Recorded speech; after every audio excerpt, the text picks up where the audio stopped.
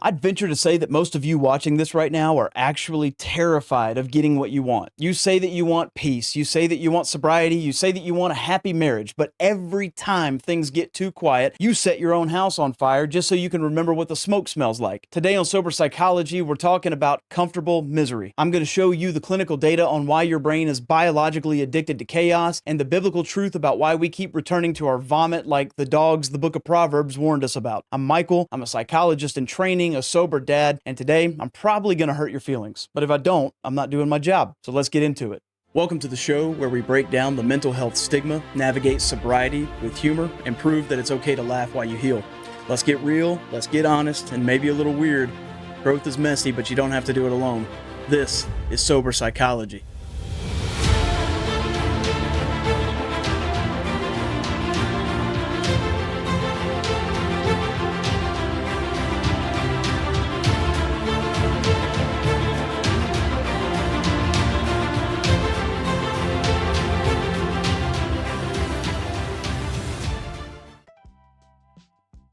I'm 36 years old now. I'm getting into grad school, I'm grinding towards my degree, raising a son, and navigating a marriage. And if you've been following the channel, you know that I'm a recovered alcoholic. But here's the insidious thing about recovery. Sobriety isn't just putting down the bottle. It's staying away from the vibe of the bottle. And for a lot of us, the vibe of the bottle is absolute unadulterated chaos. Let me give you a real-world example. A few weeks ago, I was standing in my kitchen on a Saturday morning. I was making espresso, just watching that little Moka pot start to bubble up. The glorious West Texas sun was shining through the skylight. Skylar was in the other room and my son was playing quietly. Bills were paid, nobody is sick. It was perfectly still, a perfectly beautiful morning. And then my chest started to tighten up, almost like a heart attack or just this anxiety panic attack. I felt this overwhelming, venomous itch to find a problem, to check my bank account for some charge that didn't belong there, to remember an argument from 3 years ago, to pick a fight over the way that the dishwasher was loaded. And why? It's because for a guy who has spent over a decade wiring his brain for disaster, peace feels like a threat. When you grow up in dysfunction or when you spend your formative years drowning your brain in substances, your baseline is a 7 out of 10 on the stress scale. So when life hands you a 2 out of 10, your brain doesn't say, oh, it's time to relax. Your brain starts to say it's too quiet and we're probably walking into an ambush.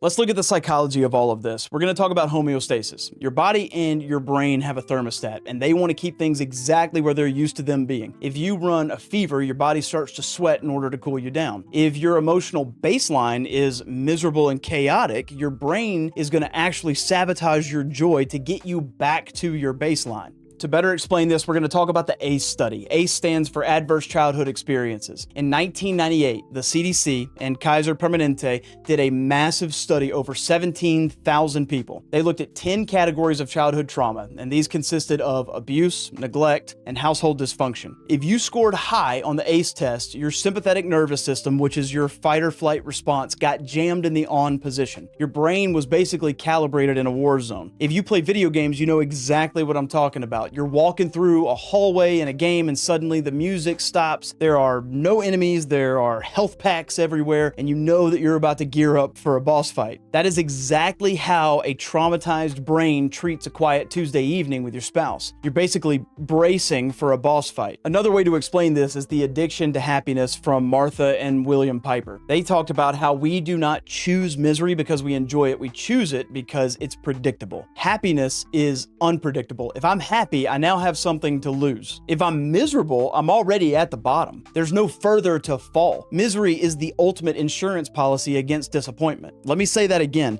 Misery is the ultimate insurance policy against disappointment. If you ruin the relationship yourself, at least you were the one who pulled the trigger. It's a sick form of control. Cognitive dissonance, anyone? So we know that your brain wants to maintain its baseline of chaos, but how does it actually execute the sabotage?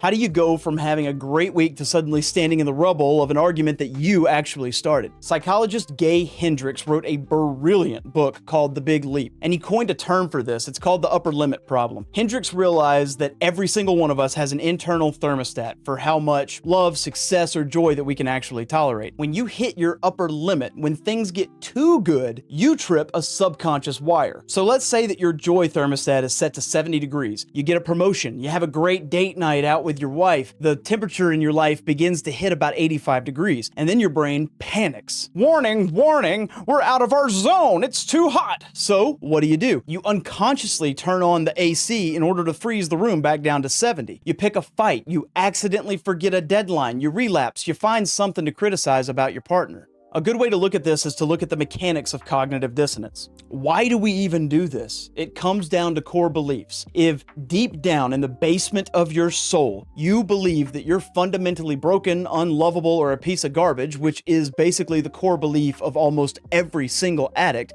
then good things happening to you ultimately feel like a scam. If I believe that I'm garbage, and then my wife treats me like a king, my brain experiences cognitive dissonance. The reality doesn't match the belief.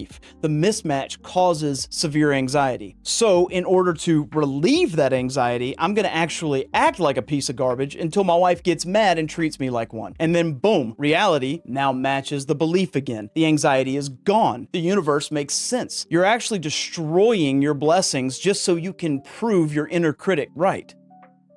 Psychology explains the mechanism, but the Bible explains the soul, and the Bible has zero patience for our self-pity. Proverbs 26:11 says, "Like a dog that returns to his vomit is a fool who repeats his folly." It's one of the most disgusting images in Scripture, and it's perfectly accurate. Why does the dog go back to his vomit? It's because it's warm, it's familiar, because it's theirs. It's already been processed by them. We return to our toxic exes, we return to the bottle, we return to the pornography, we return to the self-loathing because it's familiar vomit. This is best explained by the Apostle Paul's struggle in Romans 7:15. Even the guy who wrote 2/3 of the New Testament dealt with this. Paul says, "For I do not understand my own actions, for I do not do what I want, but I do the very thing that I hate." This is the definition of the human condition. It's the definition of addiction. Why do we do this? It's the idol of self-destruction. Peace requires surrender. It requires you to submit to God's pacing and God's order. But misery only requires self-sabotage. We would rather be the kings of our own miserable little dirt pile than servants in God's peaceful kingdom. Because if I'm miserable, I'm the center of my own universe. I have an excuse not to grow up. I have an excuse to continue to be selfish.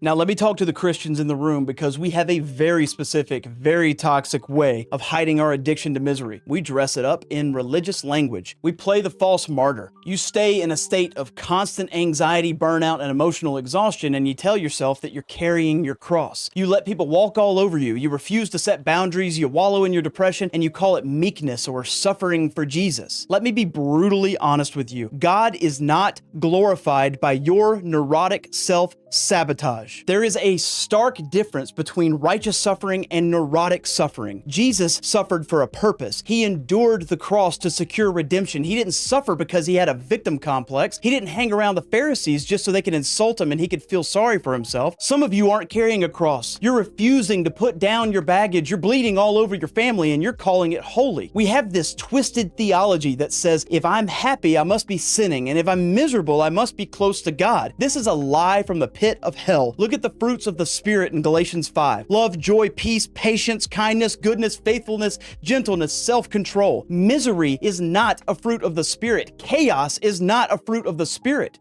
Joy actually takes courage. It takes courage to look at a beautiful day, accept that you don't deserve it, and still say thank you instead of tearing it apart to pay for your own guilt. Stop trying to pay a debt that Christ already paid. Your self-inflicted misery is an insult to the cross.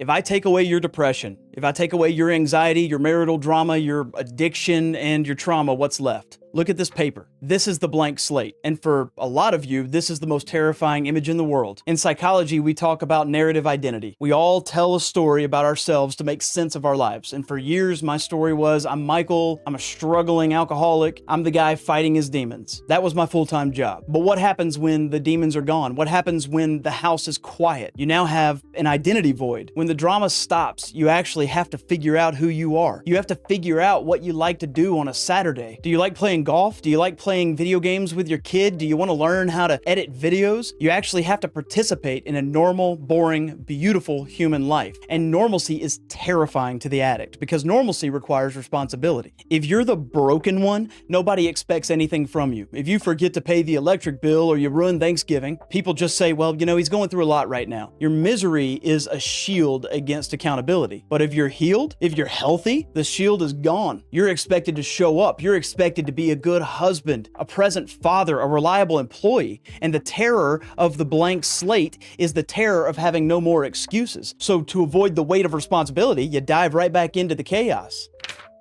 There's a story in the book of Numbers, chapter 11, that perfectly illustrates this. I've heard it called the Egypt syndrome. The Israelites were slaves for around 400 years. They were beaten, they were murdered. It was horrific. God then performs miracles. He parts the Red Sea, he sets them free. They're walking through the wilderness towards the promised land, towards freedom. And what do? Do they celebrate? No. They start complaining. Listen to this verse. They say, "We remember the fish that we ate in Egypt at no cost. Also the cucumbers, melons, leeks, onions, and garlic. But now we've lost our appetite. We never see anything but this manna." Are you freaking kidding me? They were slaves. They were being whipped. They were being murdered. And now they're standing in freedom, romanticizing the garlic that they ate in their prison cells. Why did they want to go back to Egypt? It's because slavery is brutal, but slavery is simple. In Egypt, the master tells you when to wake up, what to eat, what to do. You have no freedom, but you also have no decisions to make. The wilderness is freedom, but freedom requires faith. It requires walking into the unknown. When you're 6 months sober, or when your marriage has been peaceful for 3 weeks, you're in the wilderness, and your brain starts saying, man, remember how good those parties were? Remember the highs of that toxic relationship? You start romanticizing the leeks and the onions of your addiction, conveniently forgetting the fact that was literally killing you. You cannot move forward if you're constantly looking backwards with rose-colored glasses. Your trauma was not romantic. Your addiction was not glamorous. It was Egypt. It was slavery. Do not trade the promised land of your family's peace for the garlic of your old dysfunction. Fill the blank slate with something good. Go hit a golf ball. Go take your wife to dinner. Go read a book. Learn to tolerate the quiet, because the quiet is where God actually speaks.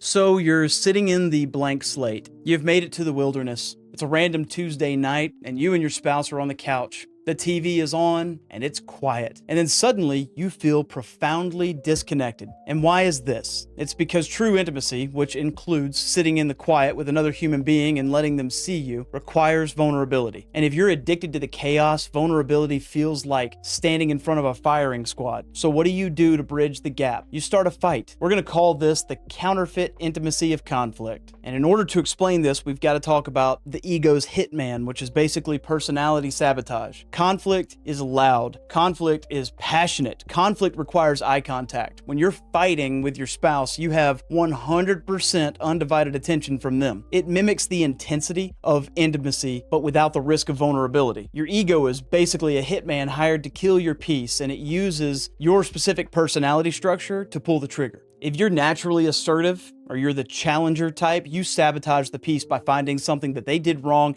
and picking a fight to test their loyalty. If you love me, you'll fight back. I'm very guilty of this. If you're a helper type, you sabotage the peace by suddenly becoming a martyr. You start aggressively cleaning the kitchen at 10 p.m., sighing as loudly as you can just so your partner is going to ask you what's wrong. If you're the peacemaker type, you sabotage the peace through passive aggression. You shut down, you withhold affection, and then you make them guess why you're mad. Every single personality type has a built-in mechanism for destroying a quiet room. You're manufacturing a crisis so you can feel the adrenaline rush of surviving it together. The Apostle James diagnosed this over 2,000 years ago. James 4:1 says, "What causes fights and quarrels among you? Don't they come from your desires that battle within you? You desire, but you do not have, so you kill. You covet, but you cannot get what you want, so you quarrel and fight."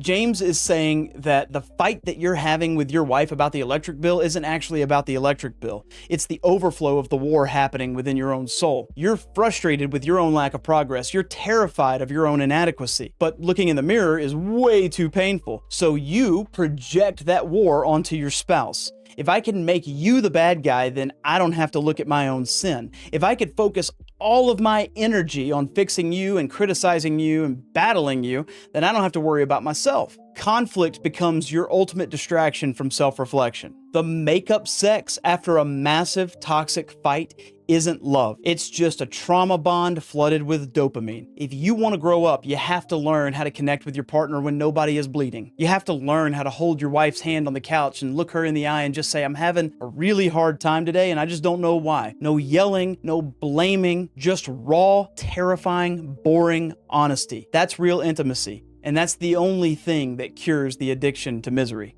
I want to talk to the men right now. The dads, the future dads, the guys who are just trying to figure all of this out. I look at my son and I realize that he's a mirror. He's absorbing my nervous system. If I'm comfortably miserable, if I'm always tense, always complaining, always finding the negative in a perfectly good day, I'm setting his baseline. I'm teaching him that love equals suffering.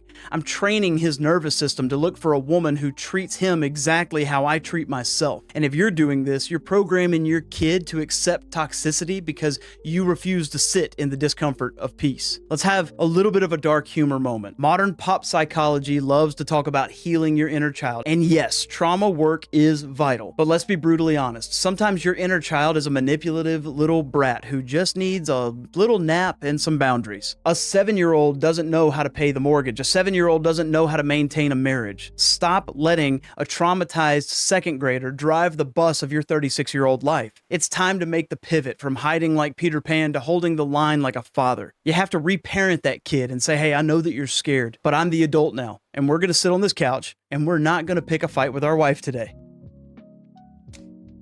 So how do we get out of the vomit? How do we rewire the thermostat? You have to learn to sit in the silence of peace without breaking it. You have to let the peace burn you. I'm going to make it simple. I'm going to give you 2 ways to start doing this. Number 1 is the 5-minute rule. The next time that you're having a good day and that chaos itch begins to hit, the urge to check your partner's phone, the urge to complain about the economy, the urge to isolate, wait 5 minutes. Acknowledge the itch out loud. Literally say, I feel the urge to ruin this moment because it feels too good and I'm scared. That last part's very big, especially for us men, because we feel so small when we tell people that we're scared. But admit out loud to yourself, I'm terrified. Naming it strips it of its power. Name it to tame it. And then number 2, this is going to be the offering. Give that good day to God as a sacrifice. Now, a sacrifice, because accepting joy when you feel unworthy of it is agonizing. Just say, Lord, I don't trust this peace, but I submit to it. I'm not going to sabotage what you've given me. Healing doesn't feel good at first. Healing feels like a loss of control. It feels like taking off armor that you've worn your entire life and standing naked in a field. It's utterly terrifying. But if you're tired of being a dog at the vomit, it's time to take the armor off.